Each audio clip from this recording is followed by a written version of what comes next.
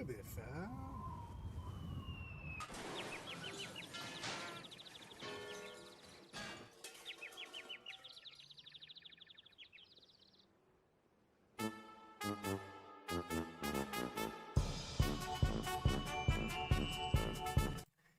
Good evening, everyone. I want you all to know that I'm Mr. Brad Chester. This is Mr. Brian Horton. I have him roasting over an open fire like a chestnut.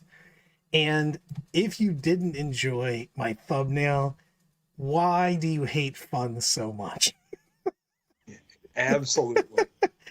I want you to know that I'm a child, and last night when I was trying to make some artwork, I was AI generating, and for whatever reason, probably because I'm 9 mentally, I went ninjas fighting monkeys, and that's what generated. And I was like, "Yep, go with that shit, man."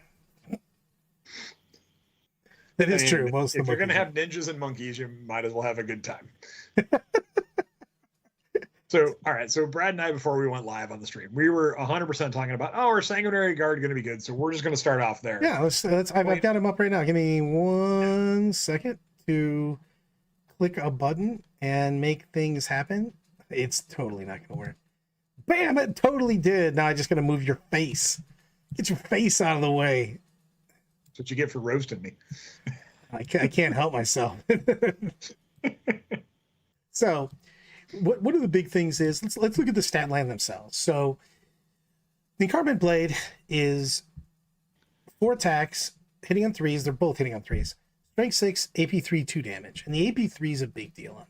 And we were talking about it, and I go, it really depends what detachment we're talking about, because we don't know the full of the detachments yet. We do know that almost every book so far has kept their index detachment as one of the detachments. Warhorde, Kayan, you know what I mean? Invasion Fleet. And they were all very, very similar. You know what I mean? They didn't change hardly anything at all. So when you're looking at the blade versus the spear, now the spear has wild coolness factor, by the way. It looks bananas better. But, and it makes me sad because of the fact that the weapon actually makes a difference now. But the spear's only got 3 attacks, strength 6, AP 2 instead of AP 3. They're both 2 damage, but the spear's getting lance. Now, what you had said was blade 100% of the time, all day long for me. And I tend to agree if you're playing Sons of Sanguinius, if you're getting that +2 strength, if you're getting the extra attack.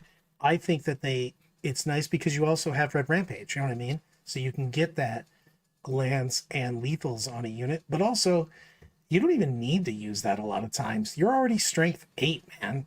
That's just a big thing. My big thing is it's like 4 attacks, and that AP -3 is huge. Yeah. It just, I know it increases the damage output by 16%. It is absolutely phenomenal. So many more failed saves. Just the ability to wipe chaff with 24 attacks that hit on 3s that is just gonna kill things and just butcher them dead. And Well, I think they look phenomenal with that 4-up invul save, 2-up, 4-up, and an additional wound. They are monsters. Now, granted, we don't know their point cost. We know nothing of that. If they're 60 points a model, then no, they're not amazing. But if they're what's the cost? 35 seriously, to 40 points? What's the cost on that? What's the min that's broken? What's the min before it's broken, and what's the max before I'm not going to play them? So I think 35 is fine, right? I think that's a good point spot for them because they're not super cheap. They're not too expensive. I think 45 starts pushing them past where I want them. If they're 30, they're ridiculous. I think it's between 35 and 40. They're okay. Because effectively, this is a jump pack Terminator with less toughness. You know what I mean? Yeah. With a very similar attack to most of the Terminator outputs right now. And most Terminators the Terminators are kind of running all over the place in points, depending on whose you're using. But but you're looking at like 40 points a pop. If these guys are in that 40 point a pop range, I'm perfectly fine with them. If they're 45, I'm probably still going to take units of 3 of them. I'm not going to fib. But if they're more than that, if they're in that 50 point range, that's probably too much. Come on, you have 300 point units at that point in time. Yeah. Plus a character. Yeah, if you're looking at 135, 125 for a unit in that range, it's not so bad. Way too many 3+, 3 wound, 4++, 2 up save base marines. Yeah, I remember the old days when they had 1 wound. Everybody used to have 1 wound. That was a big deal. Everybody. So, what's up, Nurgle Matt? Corey, I wish we had a team over there. There's only so many things I can go to with my budget of $11, 1 turkey sandwich, and a shoestring. So, sometimes you got to do stuff. Sometimes you got to do things. I heard from many people that Doug ran a phenomenal event at Gateway Open. Congratulations out to him on having a successful event. Well done. I did not see the team win for that. Who won do you know who won the event? Or I just asked Corey. Who won the event? Don't remember off the top of my head at the moment. But yeah, I like these guys. I'm gonna get into my rage again. Give me my wings back. And everybody, including KR, I love everybody sent me that fake post of we're giving you your nipples and the toe talons. Midwest Monstars, good team. Strong team. So, but the I'm looking for, I want to see what this book is, to be honest with you. I really want to, like, they did spoil the 1 strat for the Angelic Host. Let's scroll down. This is this strat's sick. That strat at 1 CP is amazing. That's the biggest thing here, because this strat is, and it's used in the charge phase, by the way. Why I want you to say that this is so big on this, because you don't have to, you spend the CP if you fall back and or you advance until you see the board state. So if you're shooting or something, somebody does a fallback move, something else, gets out of the way, they do a counter thing. You can just not spend this because it's used in the charge phase to make you eligible to charge if you fell back or if you advanced. That's a huge deal, man. Like, you don't have to declare it. Almost, I think every strat that lets you fall back and shoot, or advance and shoot, or advance and charge, fall back and charge, is spent in the movement phase. I might be completely wrong on this, but it is a big deal on that, because using the charge phase is a big deal. Yeah, that's true. Yeah, that is true on that. That is a complete misprint. Well done on that, Lyle. Because it goes, at the end of the turn, your unit is eligible to shoot and declare a charge in a turn which it advanced or fell back. Well, you definitely can't shoot because you don't get to use it until the charge phase. So never know. What if they gave him what if the Blood Angels have a weapon you can shoot in the charge phase? True story. Yeah, we don't know. We haven't seen the book yet. Hunter's a little biased. Yeah, it's but I'm really wondering what the Liberator Assault group's going to look like. You know what I mean? So I'm super excited for just seeing what they've got, because, like, again, they've hit a couple of these out of the park with fluff and rules, with just fun mojo in 2/3 of the codexes. You'd say right now, how about you would say 66% of codexes have been really good. Yeah, the only bad codexes off the bat were GSC, AdMech, and Custodes. Custodes they adjusted relatively well, I think. Yeah. AdMech, jury's still out on the adjustments for that, and I gotta assume that GSC is going to get a whole lot of love in the next data balance slate. They took that, and I think Marines also get all the nerfs that they've gotten rolled back. At least it would be my opinion. We keep saying that, man, but they've gotten nerfed in every single data slate so far. So I think it's time to roll it back. I think they've come around to where it's not that bad. You might see a couple of the vehicles stay up in points, but I think outside of that, the infantry is going to come back down. Yeah, some of the things are just big on that. Yeah, I mean, But I think that they thought Inceptors are going to be a bigger problem than they were, for Yep. one. Time to roll back those Necron nerfs. You know what? I thought the Necrons were fine. Necrons are one of the armies where I got to act like I knew everything because I've been wrong and I'll be wrong again. Clip that. I say it all the time. But with Necrons, I kept saying that I didn't think we needed to nerf very many things at all. Yep. People just need to understand and play against it. You know what I mean? It's just learning how to play against certain army. The problem is learning how to play against Necrons, learning how to play against Grey Knights. Any of the uppy downy armies, it just takes, or specifically Hypercrypt, it takes a lot to figure out, well, how the hell do I play this, And it takes a while for people to make adjustments, So if you just smash that and the meta adapts to play against these armies, all of a sudden you get an army that takes, a 7 to 10% drop in win rate and just plummets. I think all the Imperial armies this upcoming weekend get a change because we get access to, widespread access, in all honesty, to Imperial agents, which can change up a lot of armies. My bad, Lyle. The good uppy downy armies, Ret Cad. So demons. Yeah, Kyle comes in. As soon as I say demons, I summon Kyle by just mentioning demons. He just shows up. But one of the biggest things is it just takes a while to understand these armies as opposed to just smashing their stats. And I think they've done that incorrectly multiple times now with armies like Custodes, for instance. I thought they hit Custodes a little hard. I did think that they hit Necrons a little bit too much. I think, again, they could have just let it play out. Because those, before they did anything, the win rates and the weeks leading up to the data slates were bringing Necrons back into win rate. You know what I mean? Do I think it's still a good army? Hell yeah. You know what I mean? I just don't know if they needed to be hit as hard. You know what I mean? I wish they were doing a little bit more frequent like they were talking about originally, because it'd be nice to just dust things and then just see how it works. Dust things, see how it works. Because also, when we got a pretty healthy codex schedule. You know what I mean?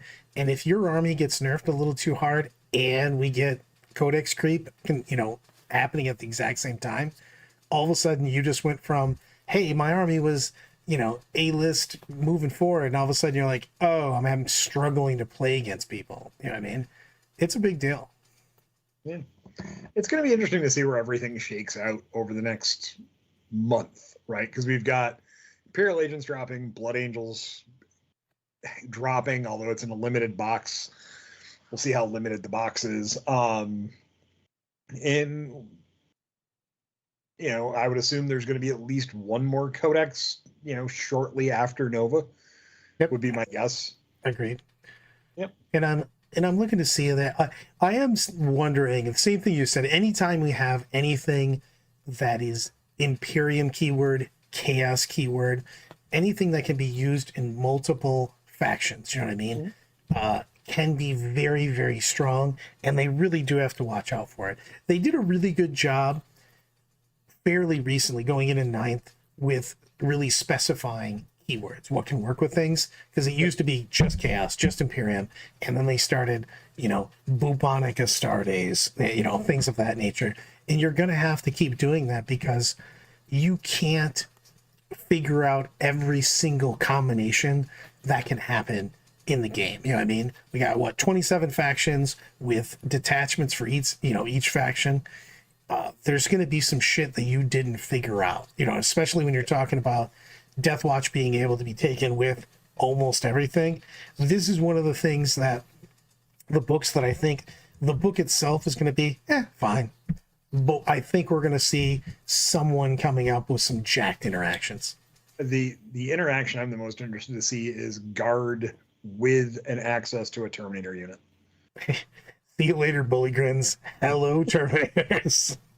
I mean, even with Bulgrin and Ogrin and all of that, and one unit of Grey Knight Terminators with an Inquisitor, become intriguing because it's like, oh, they didn't have a deep strike durable unit before. I They had a also, couple deep strike units, but they were tissue paper. you put the This Libby in there, is it also puts out damage, man. yeah, it's gonna be. I like the idea and the flexibility that is coming because I think it'll just open up more builds.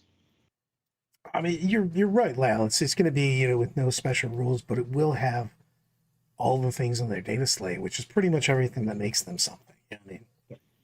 So right now, pretty much guards send some people to just go and slap you. So it makes certain armies have interesting combos. Maybe it works, maybe it doesn't. You know what I mean? It's just one of those things where you have to start looking at what are the possible combos. And I don't envy GW on that one. Making a faction, a codex work by itself is hard enough, let alone how, are people going to steal 2 units out of this and make some, jacked up interaction happen? Yeah. And again, the prices in the book, as always, are subject to change as of day one. Is something that I will 100% tell everyone, because as we've seen, I don't think any of the books have had the points correct in them. No, 100%.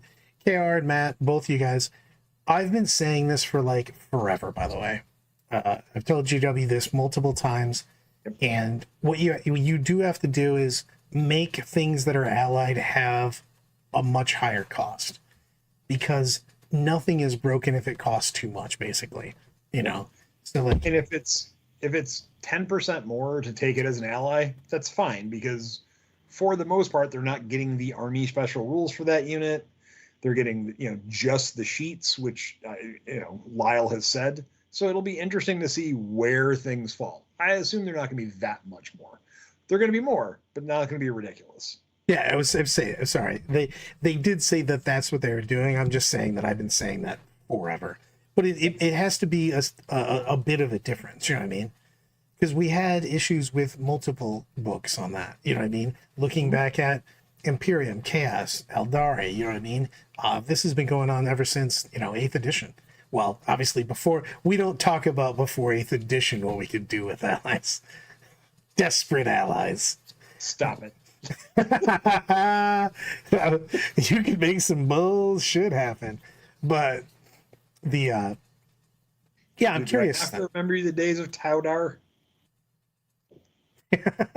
Yes, I drunkenly called their customer service. Yeah.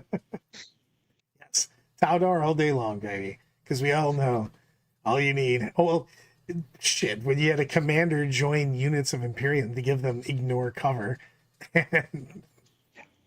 I could see that.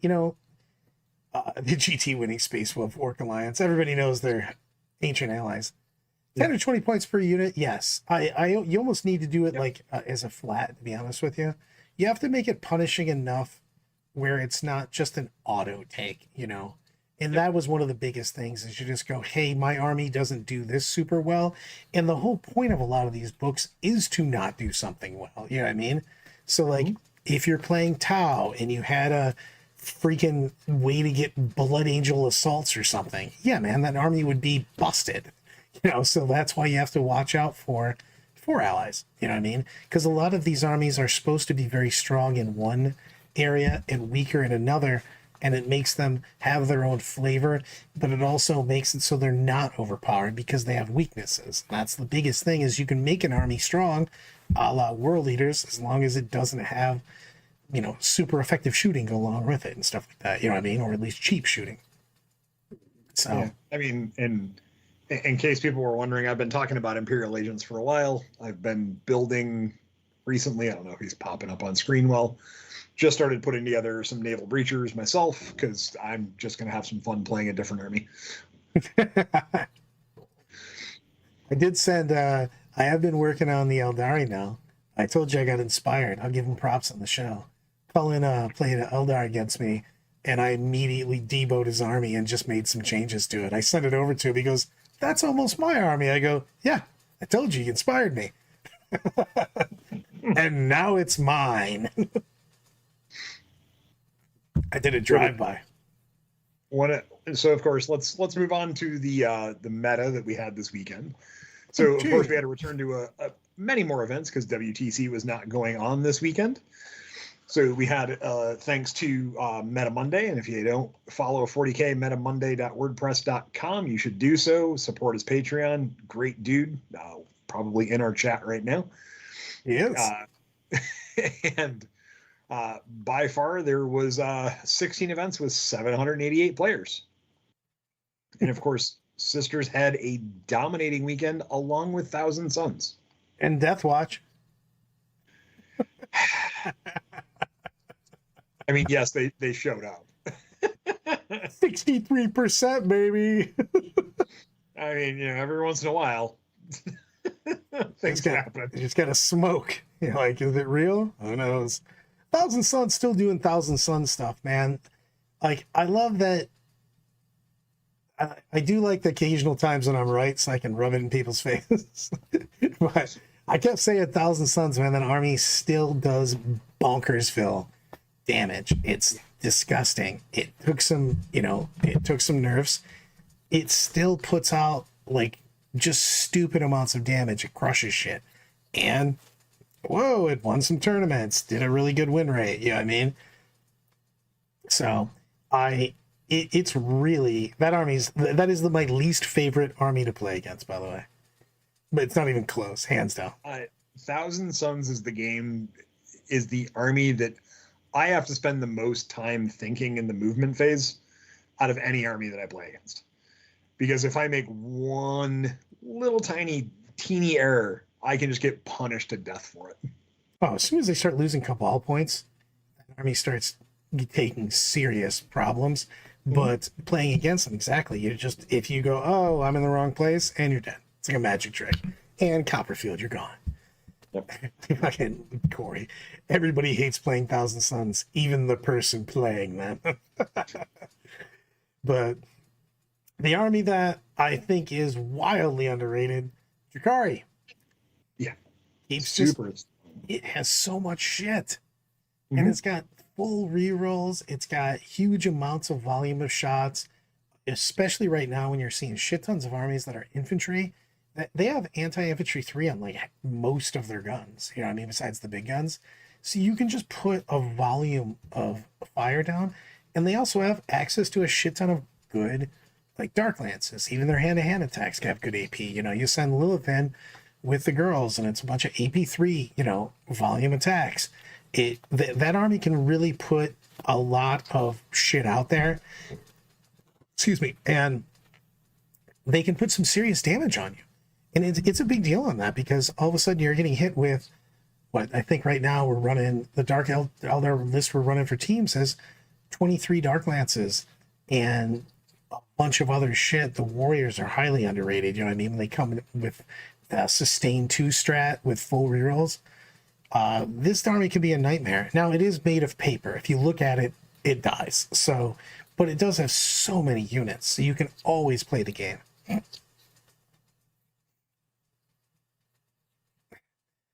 Did you guys see Blood Angel Sisters one again? So, yeah, I mean, so Blood Angels and Sisters, clearly, Blood Angels are going to get their comeuppance with the Codex because Death Company is going to lose 8 million Power Fists in Infernus pistols. And I'm going to go with Sisters are the one who are going to see some point changes, possibly some changes to the way Faith Dice work. Just, that's my opinion on what they should go after. I do like the fact that I played a tournament, won a tournament with Blood Angels, and immediately walked away from like an 80s action movie star away from an explosion. Like, all right, that's all I needed. I'm out. They are trending down. They do have, Blood Angels do have, out of these top armies here, Blood Angels do have the most bad matches. It's just they're so good into their good matches. Like, they have problems on certain missions, certain boards against matchups, but man, when they don't hit those, those guys beat up on shit. Sisters were doing sister shit. Sisters are just good, man. I still think Sisters are the best army in the game right now. I agree with that. I think Sisters in the right players' hands are an amazing army, and their specialists like Scott Ketchum, Matt O'Hara, and several other people They're phenomenal as long as they're putting together the good list and working on it. They're a solid army that are tough to play against. It's just they have answers for everything. Things like Flame are obviously ridiculously fast. Hallowed Martyrs, Jesus Christ, can say anything. Whatever. One of the detachments can really put out the damage on that. Hallowed Martyrs is tricky as shit. You know what I mean? Girls getting up and then going, oh, I'm wounded. Shit's about to go down. I mean, that's just crazy on that. So... Then we got Space Wolves basically being carried by Thunderwolf Cav. Let's be honest with you. Probability coming with the $2 super chat. Hey, Brad, go blue and go moo from Mr. Valley. And the go moo, Brandon came in third place at a GT this weekend. Congratulations. Yes. His Tausama lost to Knights. We gave him shit about it. So it was all of the things and some of the stuff. Wolves, I really hope they just leave this thing alone. I know some people like really think that they're super undercosted, but it's a very one-dimensional army that can't go through walls. And yes, you can put some backup on it. We've talked about this before. You can put some guns in the back to clear some shit out, but it's still an army that's heavily reliant on movement and really figuring out where you can go and clearing out space, because again, you're talking about an army where 70% of the army can't go through walls. You know what I mean? You have to make some real decisions right away. Yep. And speaking of those, I told you, Hunter, I already said, I got your back. Look down to chat. You're yelling into the sky. He's probably outside right now. No. I actually think they don't need to do anything with wolves. I think they're perfectly fine. I don't think they're oppressive. I think once you understand how to play against it, you can play around the weaknesses that army has, and you'll be fine. In Meta Monday, what have Imperial Night Flayers figured out? The meta changed. Yeah. They're a billion times better into the meta than they used to be. It's just Everybody was loaded up with shit to kill knights, and now they're not because they have to bring shit to kill infantry. And there's a lot more infantry. So, Greg coming in with the $2 super chat. Leaving the stream, but had fun at Salt City, Brian. Nice. Thank you. Glad to have you there. Greg actually won best overall with Tau. Nice. He had a really pretty green painted Tau army. They looked really fantastic. Went 6-1 at the 7-round event and pulled it out by a few points. So it was really fun. Garrett's got a point on this. They figured out how to move through walls. That is a big thing. You could just lock them in place for so long before. I did dip out. I was told that I was walking unless I left my game as soon as it was done. So I legitimately found Brian on the way out. So but Imperial Knights are just scary because again, they're a skew army. Yep. Very few models, but super high toughness, invuln saves. They do have tons of damage, you know what I mean? So it can be a skewy army. So a lot of people just don't have the things to take it. Now this army is tough because of the fact that I think that you'll see Knights winning at a decent clip. I don't know how many tournaments they're going to win though, because I really think it's an X-1 army most of the time. You've got, like Brian Jones will show up and slap me for that one, but if you play the anti-U army, you're going to be in trouble. If everybody's got tank busting, take out the high toughness, you don't have that much stuff. You can't trade with people, so it becomes difficult. Yep. And Chaos Knights are in the same boat. They're doing better. They're trending upward, 100%. which is good. Yeah, it's the same thing. Necrons are the ones that are the ones they're going to sit right in that same spot they've been in for a little bit. I think they're going to be consistently a 50 to 50, a 45 to 55% win army. They're really good. They have a lot of tricks. They're not OP'd in any way. There's nothing that you're like, oh my God, that's so crazy. But they have every once in a while a feeling of, wow, that's really good, which is fantastic. Yeah. I like Necrons quite a bit. I mean, I think they did a great job with Hypercrypt and Canoptic. They should probably pump up the others a little bit to make them do a little bit better. Lyle's got a point that I do want to circle around to real quick. Okay. Because I am wondering how Imperial agents are going to affect knights with sticky objectives, super cheap units. They can only take 2 of them in a character, correct? Yep, but unlimited transports. Yeah.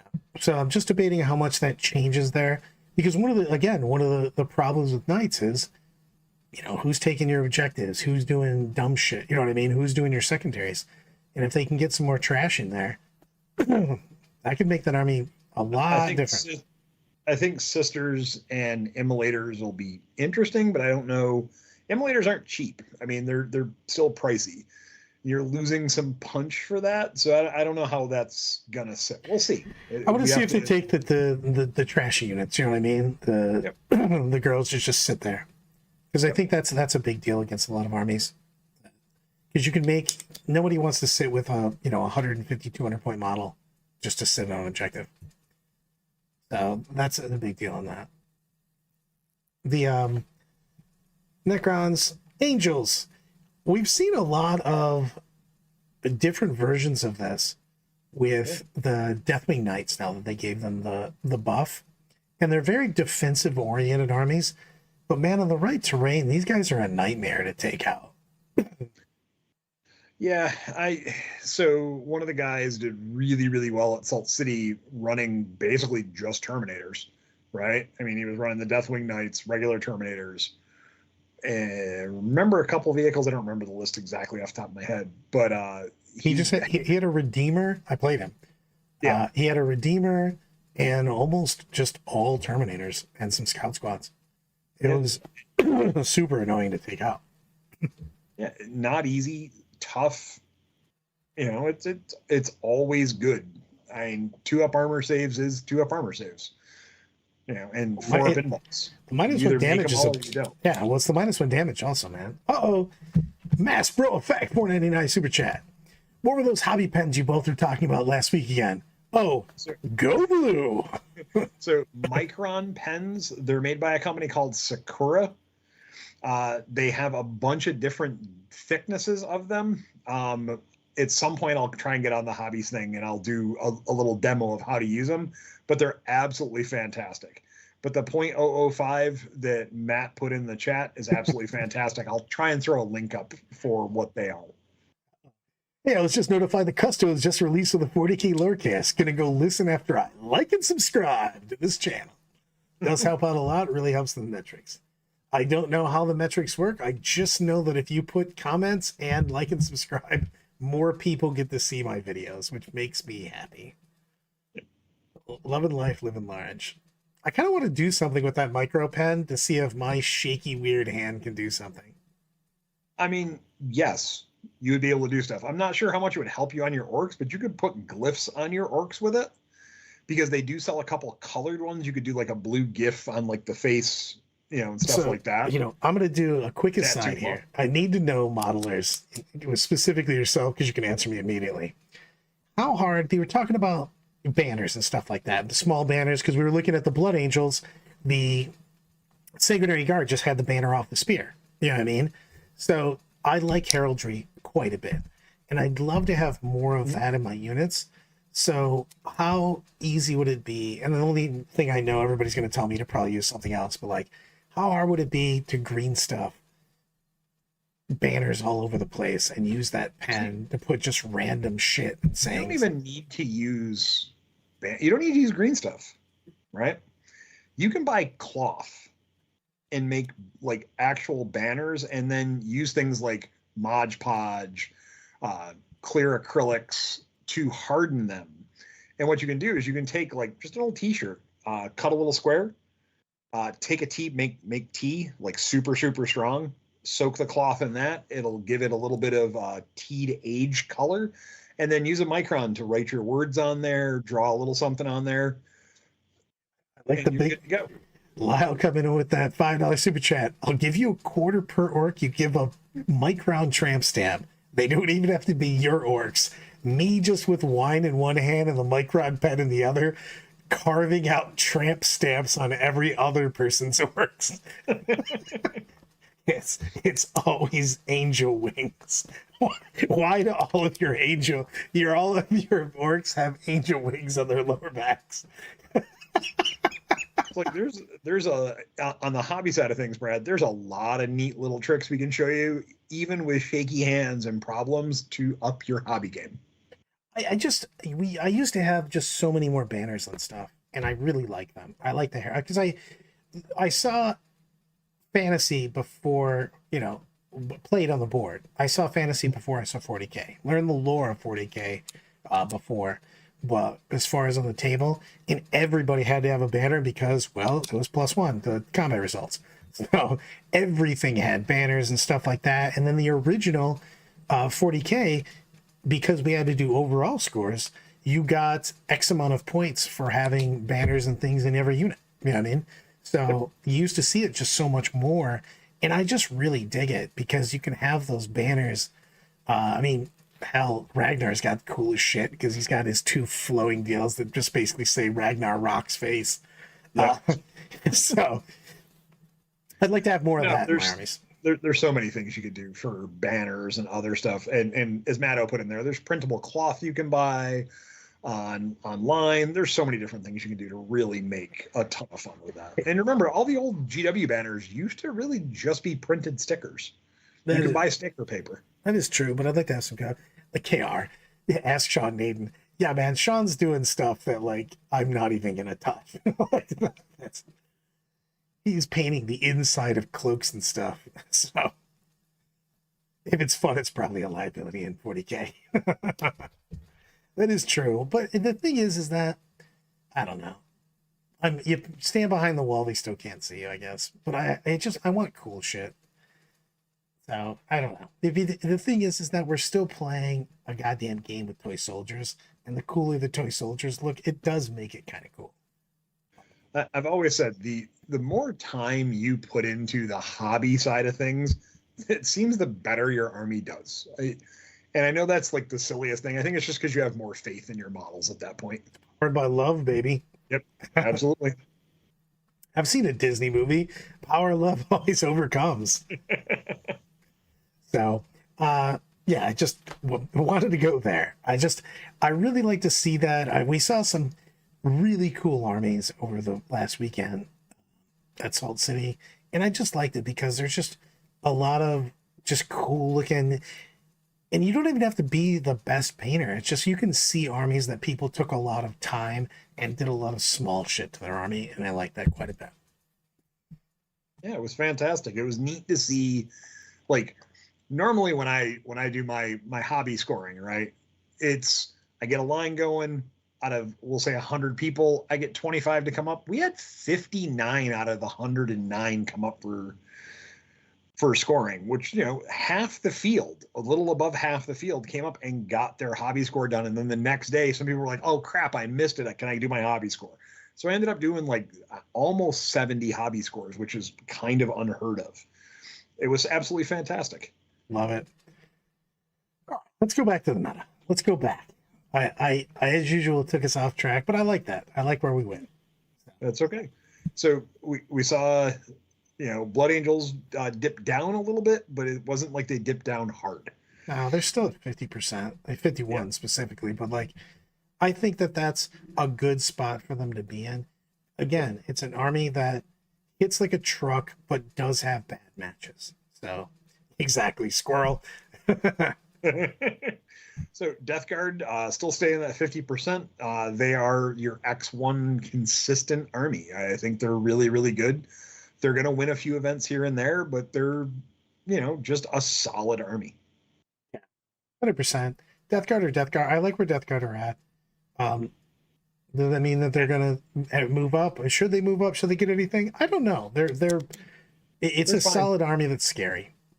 12 commercials. I feel like you have the maximum amount of commercials somehow. You tell me that. I'm like, I choose the lowest amount of anything that you can click on anything for, ads and stuff that come through. So AdMech creeping up. I think this is a trend we might see continue a little bit. I think I don't know if they're at their ceiling, but they're getting close to it. I just think it's a solid army. I think they've got enough tools now to be a competitor. Yeah. They're doing a little bit more damage. They still have a ton of shit. Vanguard just still exists, and those are terrifying. That's one of the things that I didn't want AdMac to be played everywhere, because guys that just go, hey, you're OC -1 with no limit, so you're now OC 0. Enjoy doing nothing. Yep. And they can actually make it so you just can't do objectives, or sorry, secondaries, because you're near them. Well, you're OC 0. You can't do anything. It's crazy. AdMac armies still feel like Bigfoot. You definitely do not see a ton of them, but I think we're going to start seeing them more as time progresses. Now let's talk about two armies that I think are going to continue to increase in how they do. We've got Grey Knights and we got Tyranids. Tyranids were just completely shitting the bed for a while, at least in their overall win rate. I thought they were pretty good for a while, but now they got significant upgrades. And Grey Knights, I think, is another one like Knights, Imperial Knights and Chaos Knights, is benefiting because the meta is changing. And they've got a shit ton of ability to obviously play anywhere on the board, the Grey Knights, that is, because of their uppy downy. But all of their guns are also volume guns, too. So they're really good at just picking up shit tons of trash infantry, and or just making you just take a ton of saves. You know what I mean? So I think that they're going to continue to be it better and better as people see it. I'm actually really looking forward to, I'm kind of afraid of it, people just taking a shit ton of just Grey Knights, like the actual infantry. 2-up saves all over the place isn't a joke. You know what I mean? Yeah, I mean, and the thing with Grey Knights that I find intriguing is they have so many movement shenanigans, and it's not just the uppy downy of the army rules. It's the, hey, you got too close to this. Oh, it moves. That's might be the best strat in the game for 1 You know? CP, because you can either leave or move. And that tactical flexibility is gigantic. You're like, oh, you move close to me? Cool, I just took the objective over here. Hey, you move close to me? I'm out. Enhancement, right? Yeah, the sigil. Yeah, the sigil. That army has just it takes skill to play to its best maximum output, but man, there's some interesting things you can do with it. I mean, in Tyranids, I love the fact that we're seeing a little bit of everything. We didn't see a ton of people playing it, enough people playing it. We did see a decent amount. We didn't have a huge weekend this weekend, but I mean, 54 players is a lot of players. True, as I was saying, I was looking at it, I was like, I'm used to seeing more, just because we usually have a lot. We had some busy weekends. Yeah, So, and Crusher Stampede is coming in hard. They were dead before too. I love seeing detachments get resurrected. You know what I mean? It's such a big deal in that. Well, they have the crash through wall thing is big for them. I'm not gonna lie, that's just absolutely huge. But the fact that it's like, hey, guess what? T12, 2-up save monsters are not the easiest things to deal with. And they've got answers now. The fact that they've got buffs, they're doing a little more damage. They're, you know what I mean, with the lethals, with the little extra strength and stuff like that. We had some points adjustments. It's just that they're doing a little bit better, man. I love it. So, yeah, I think they're good. World Leaders have taken a little bit of a dip, which is not a huge surprise because Blood Angels are around the meta. So and I think Sisters have a little bit of a buff against them. It's also, we're seeing armies that have lots of screens, and World Leaders don't have great ways to deal with screens because they're not jumping over them. I mean, their entire army walks. You know what I mean? So it's a big deal on that. But also they just can't stand out there for multiple turns if you can just put wave after wave of trash in front. I can't say that on stream, but that was fantastic.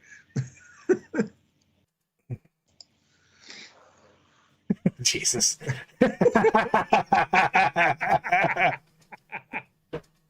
I like your style. So Black Templar, which surprising to me, have taken a drop down. Maybe it's just because Marines have gotten so many points decreases, but I still think they're really, really solid in the Righteous Crusade.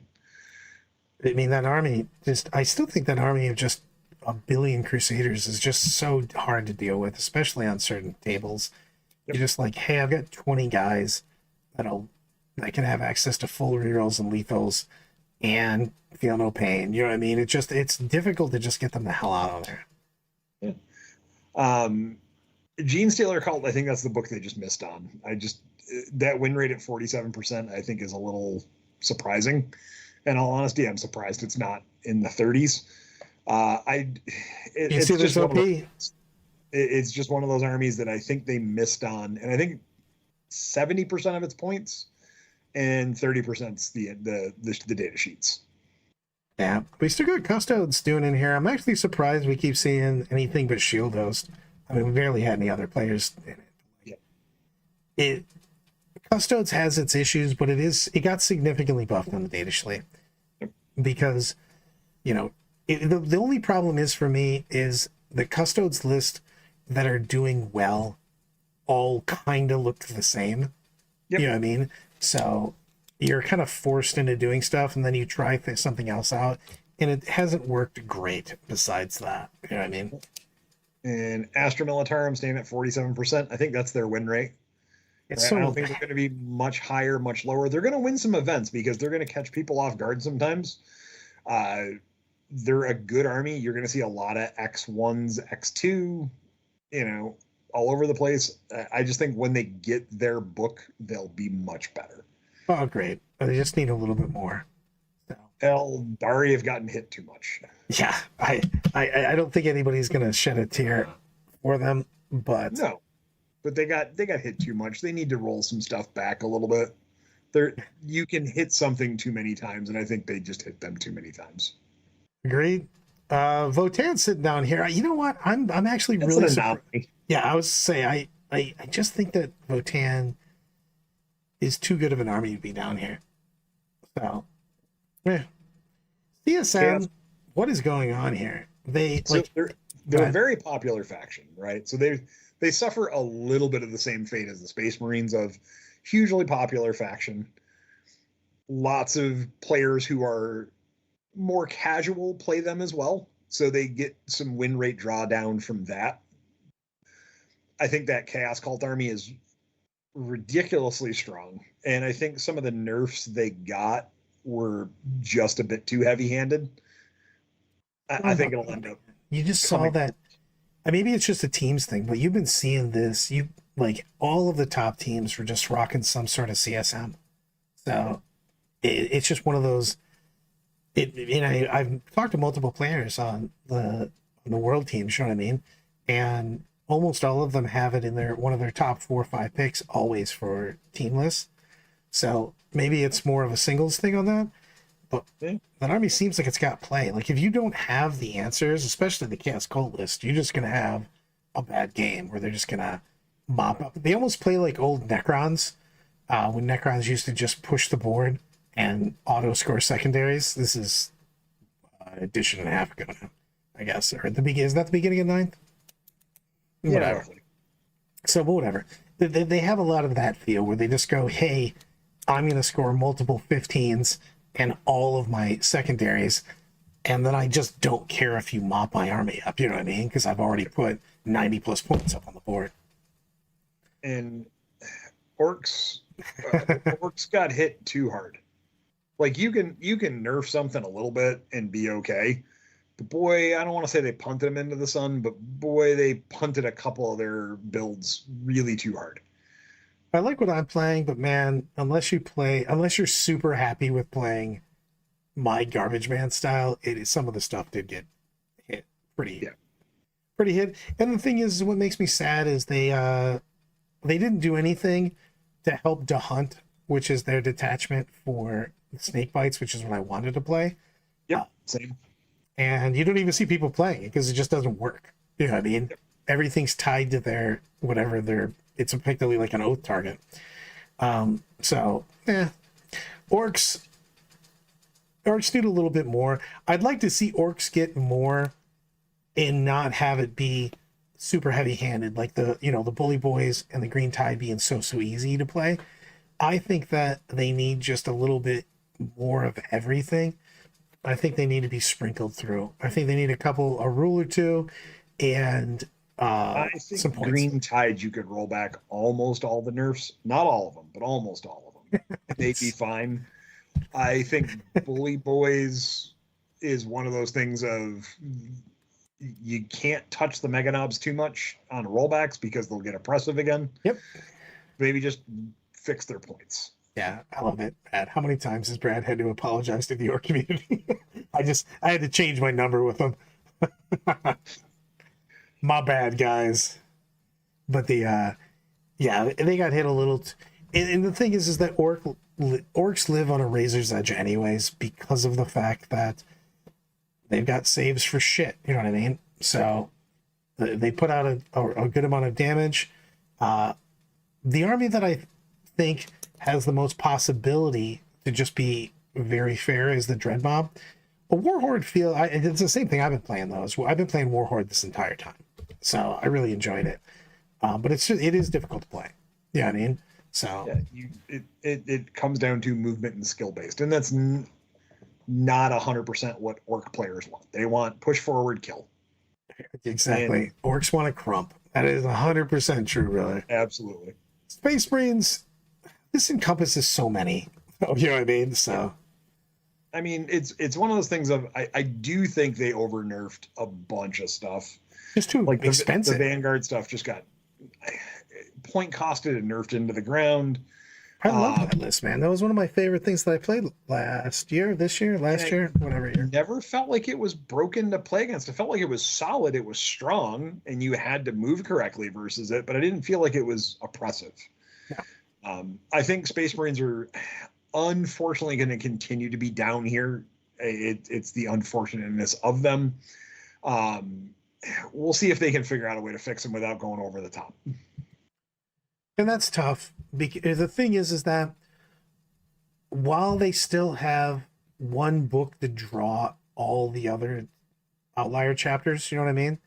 Yep. It's always going to be a little bit of an issue because when you put in, cheap whatever into a Space Wolf, a Blood Angel, whoever, I still really believe that each chapter should just have its own book endpoints that they can draw from, and then you can balance it easier because then you don't have to nerf other units from Iron Hands when Blood Angels were too good or Space Wolves were too good, and then all of a sudden Salamanders and Iron Hands got nerfed, you know what I mean, by just being a Marine.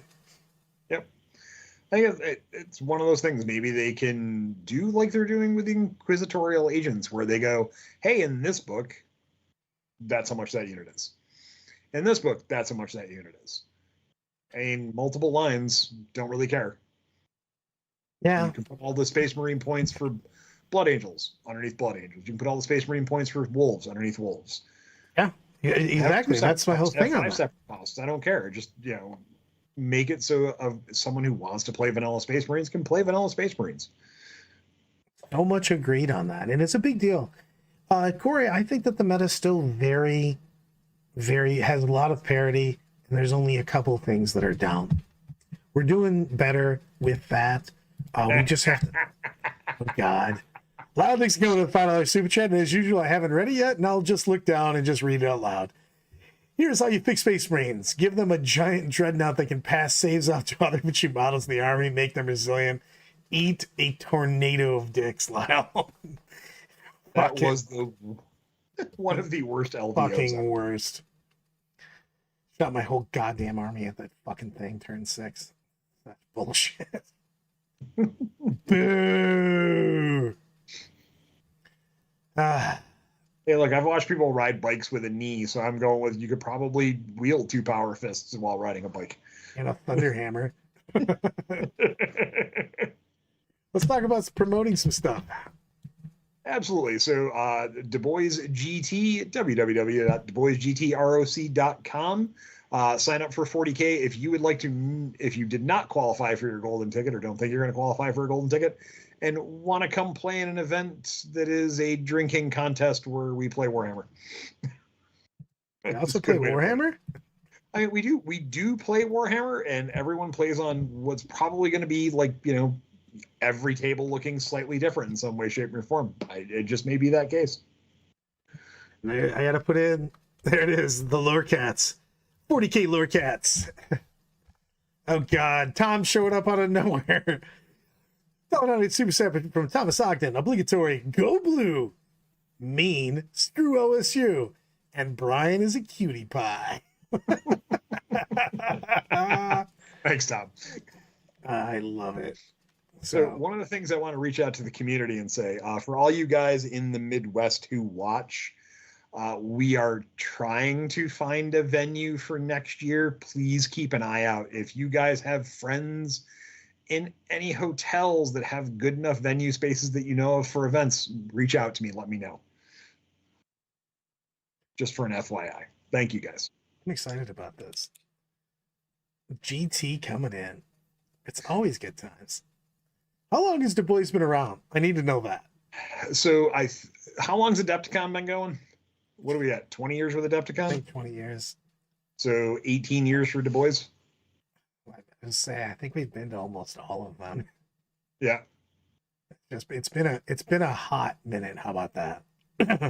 Yeah, I want to say we started in either 2005 or 2006. I want to say 2006 was the official, but we also had stuff that we were running before that, but officially called the Du Bois was 2006, I think.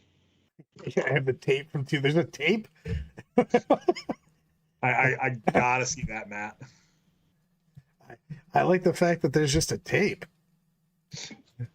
I didn't know that we got some spy videos on me. I, of course, got to set you over the fire to end this with.